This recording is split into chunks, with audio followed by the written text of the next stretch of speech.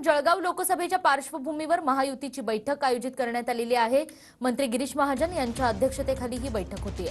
राष्ट्रवादी, शिवसेना आणि आरपीआयचे पदाधिकारी या ठिकाणी उपस्थित आहेत। मुक्ताईनगरचे आमदार चंद्रकांत पाटील यांची मात्र नाराजी ओढवलेली आहे, कारण रक्षा खडसे यांना उमेदवारी मिळाली आणि त्यामुळे चंद्रकांत पाटील नाराज असल्याचं कळतंय। बैठकीत पाटील यांनी महाजन यांच्यासमोर नाराजी व्यक्त केली आहे। गतकाळातल्या चुका दुरुस्त करण्यास पाटील यांनी सांगितलं असंही महाजन म्हणाले। तर कोणाचीही नाराजी आणि ताणतणाव नसल्याचं गिरीश महाजन यांनी या ठिकाणी स्पष्टीकरण दिलंय। नाही, कुठली नाराजी नाही। ठीक आहे, 2-4 गोष्टी त्यांनी बोलून दाखवल्या, काही गतकाळातल्या। ठीक आहे, त्या थोड्याफार कुरबुरी राहतील, पण त्या नगण्य होत्या।